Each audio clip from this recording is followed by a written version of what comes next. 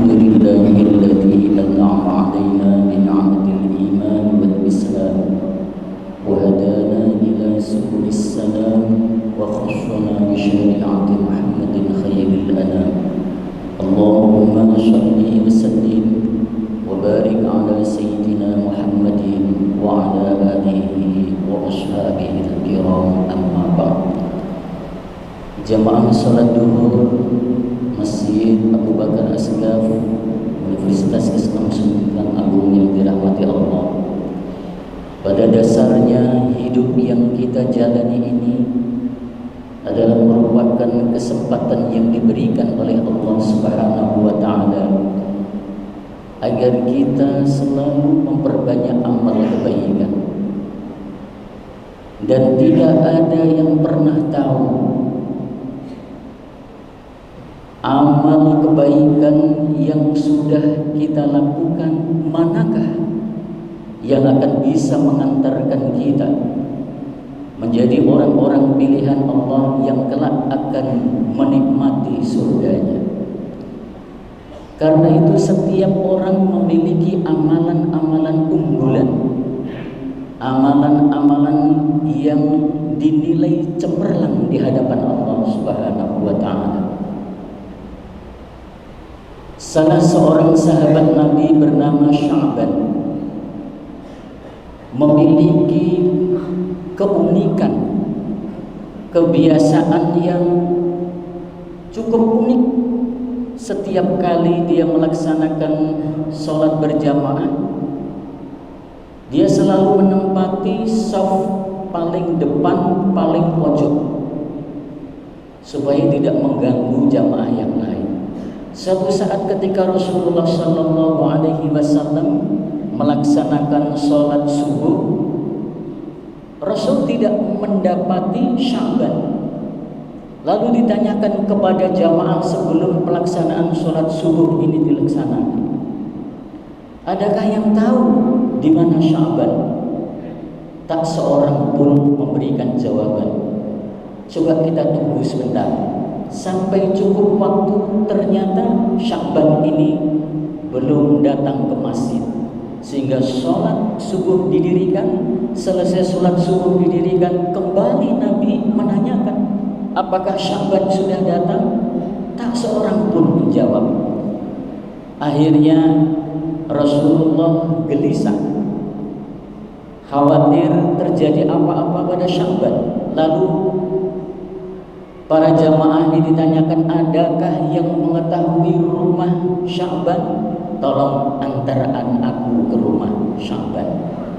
Sesampainya di sana, Rasulullah bertemu dengan istrinya. Benarkah ini rumah Sya'ban? Iya.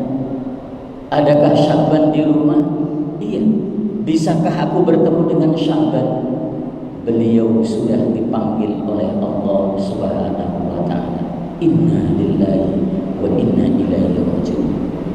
Istrinya kemudian bercerita kepada Rasul, di akhir kehidupan suamiku saya enggak habis pikir.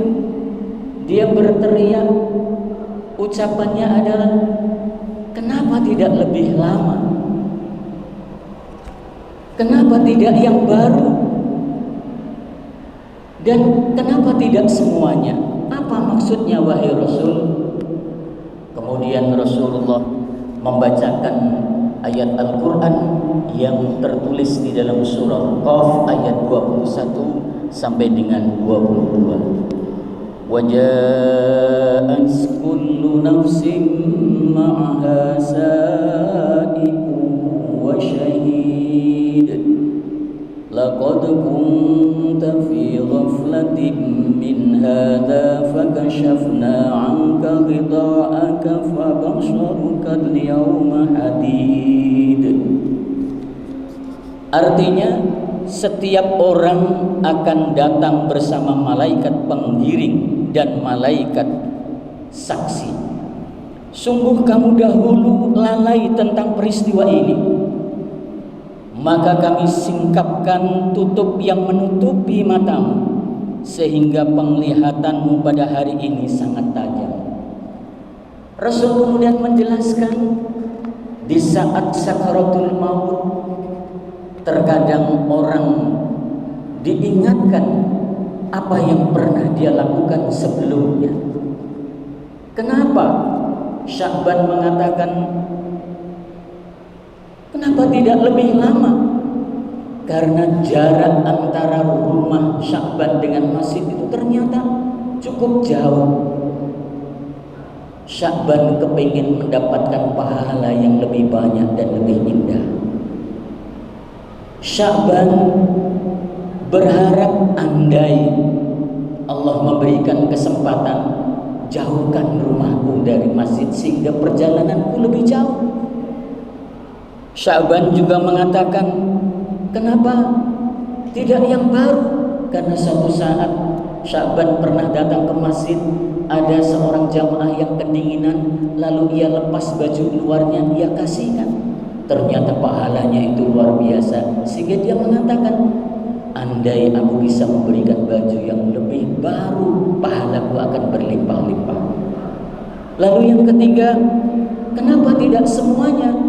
Suatu saat Sya'ban memiliki 3 potong roti, ada orang yang meminta-minta, lalu ia kasihkan 2 saja, sementara yang satu dia makan sendiri. Ternyata pahala orang yang memberikan sedekah makanan itu luar biasa. Maka dia menyebut, kenapa tidak semuanya, kenapa 3-tiganya dia tidak berikan.